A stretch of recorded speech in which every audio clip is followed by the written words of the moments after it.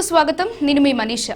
వాతావరణ మార్పులు ఎల్నినో ప్రభావంతో ఈ ఏడాది సాధారణం కంటే తక్కువ వర్షపాతం నమోదయ్యే అవకాశం ఉన్నందున రైతులు ప్రత్యామ్నాయ పంటల సాగుపై దృష్టి సారించాలని రాష్ట్ర మంత్రి తుమ్మల నాగేశ్వరరావు సూచించారు. ఖమ్మం కలెక్టరేట్లో మందిరంలో కలెక్టర్ దివాకర్, సిపి సునీల్ దత్, వైరా, సత్తుపల్లి ఎమ్మెల్యేలు రామదాస్ నాయక్, మట్టా రాగమయ్యి దయానందలతో కలిసి విలేకరుల సమావేశం నిర్వహించారు. జిల్లాలోని జలాశయాల్లో ప్రస్తుతం ఉన్న డెడ్ స్టోరేజ్ నీటిని ప్రధానంగా తాగునీటి అవసరాల కోసం మాత్రమే వినియోగించాలని నిర్ణయించినట్లు తెలిపారు. వర్షాకాలం ప్రారంభానికి ముందే రైతులకు అవసరమైన విత్తనాలు, ఎరువులు అందుబాటులో ఉంచామని, పచ్చి రొట్టె విత్తనాలను సబ్సిడీపై అందజేయనున్నట్లు పేర్కొన్నారు.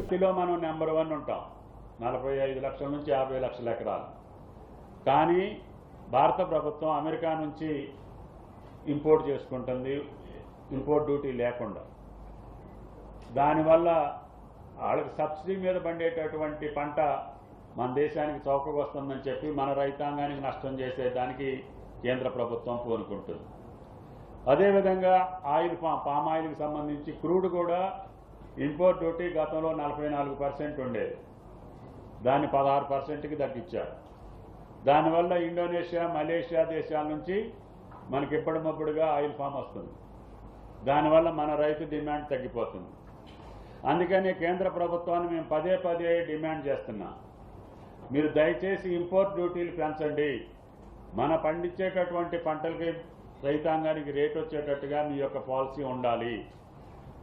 మీ ట్రేడ్ అగ్రిమెంట్స్ అన్నీ కూడా భారత రైతాంగానికి నష్టపరిచేటట్టుగా ఉన్నాయి. కాబట్టి దయచేసి పునరాలోచించమని చెప్పి భారత ప్రభుత్వానికి విజ్ఞప్తి చేశాం. అయినా కానీ వాళ్ళ యొక్క విధానంలో పెద్ద మార్పులు కనపడట్లేదు.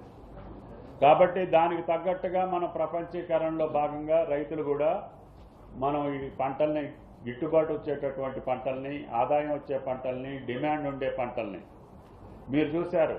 మన మామిడి జపాన్ కూడా రిజెక్ట్ చేసింది ఈ సంవత్సరం. గతంలో మామిడి పండ్లు ఇంపోర్ట్ చేసుకునేది. దాని మీద ఉన్నటువంటి పెస్టిసైడ్స్ వల్ల, ఈగ వల్ల, దోమ వల్ల ఆ దేశానికి కూడా ఈ జబ్బులు వస్తాయని చెప్పి ఈ సంవత్సరం బ్యాన్ చేశారు. అంటే కెమికల్ ఫర్టిలైజర్ ఎక్కువ వాడటం మూలాన మన రైతులు పెస్టిసైడ్స్ ఎక్కువ వాడుతున్నారు.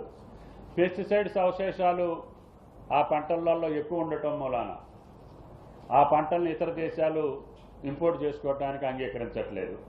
అందుకని మన పంటలకి డిమాండ్ తగ్గిపోతుంది.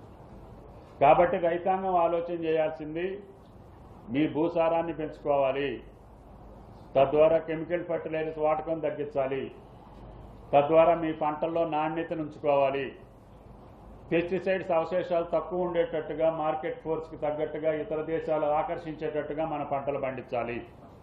అది మిర్చి కావచ్చు, కూరగాయలు కావచ్చు, ఏ పంట అయినా సరే అవశేషాలు ఉంటే ఆ దేశాలు మన పంటని అంగీకరించట్లేదు. దీనికి మూల కారణం యూరియా ధర కేంద్ర ప్రభుత్వం 266 రూపాయలు. అదే కాంప్లెక్స్కి సంబంధించి భూమిని చెడగొట్టని రైతు ఫర్టిలైజర్కి సంబంధించి 1800, 1600 పెట్టారు.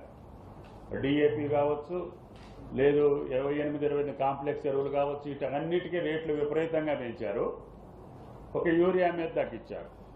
ఆ యూరియా కూడా ఇతర దేశాల నుంచి ఇంపోర్ట్ చేసుకోవటం భారతదేశంలో తయారీ కాదు. తయారీ అయ్యేటటువంటి ఫ్యాక్టరీలు కూడా మూలపడుతున్నాయి. నాగార్జున ఫర్టిలైజర్స్ ప్రొడక్షన్ చేయట్లేదు పక్కన ఉన్నటువంటి రాష్ట్రంలో. ఇంతకుముందు అక్కడి నుంచి కూడా మనకు యూరియా వచ్చేది. మన రాష్ట్రంలో ఏర్పాటైనటువంటి రామగుండం ఫర్టిలైజర్స్ కూడా ఎక్కువ కాలం షట్ డౌన్ అవుతుంది. దానికి కావాల్సినటువంటి రా మెటీరియల్ బయట దేశాల నుంచి రావాలి. ఈ రకంగా అనేక సమస్యలతోటి రైతు కష్టాలు పాలవుతూ ఉంటే అధికారంలో ఉన్నటువంటి కేంద్ర ప్రభుత్వం చేయాల్సింది. ఎక్స్పోర్ట్స్, ఇంపోర్ట్స్కి సంబంధించి రాష్ట్ర ప్రభుత్వాలకు అధికారం ఉండదు, అది కేవలం కేంద్ర ప్రభుత్వం చేయాలి.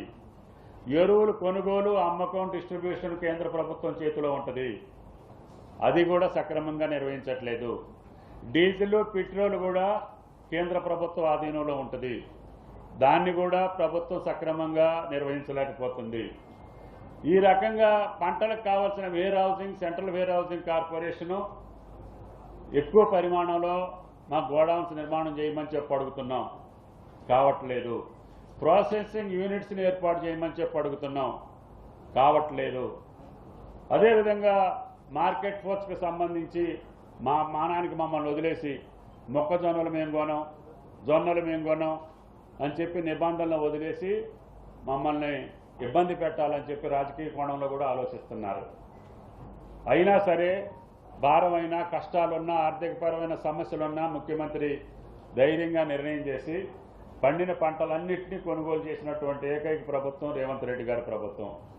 భవిష్యత్తులో ఇటువంటి కష్టాలు రాకుండా ఉండాలంటే ప్లానింగ్, కంటింజెంట్ ప్లాన్ తోటి పాటు వ్యవసాయ ప్రణాళికని రూపొందించి రేపు రాబోయే రోజుల్లో వ్యవసాయ పంటలు డిమాండ్కి తగ్గట్టుగా రైతుకి ఉపయోగపడేటట్టుగా ఆ పంటలను ప్రోత్సహించడానికి.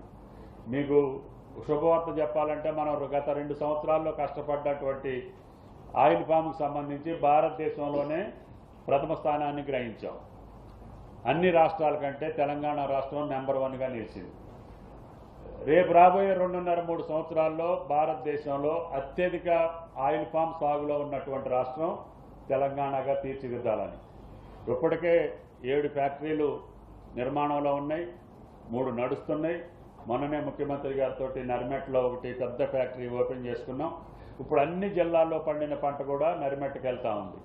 రేపు రాబోయే కొద్ది రోజుల్లో రామదాస్ నాయక్ గారి కాన్స్టిట్యున్సీలో కూడా ఇంకొక ఫ్యాక్టరీ జూలైలో కానీ ఆగస్టులో కానీ ప్రారంభించబోతున్నాం. దాని తర్వాత కల్లూరుగూడెం సత్తుపల్లి నియోజకవర్గంలో ఎమ్మెల్యే గారికి ఆ రోజు మాట ఇచ్చా. ఆ మాట ప్రకారంగా ఈ సంవత్సరమే కల్లూరుగూడెం ఫ్యాక్టరీ కూడా ప్రారంభం కాబోతుంది. కాబట్టి రైతాంగం పంట మార్పిడి విధానంలో ఆయిల్ ఫామ్కి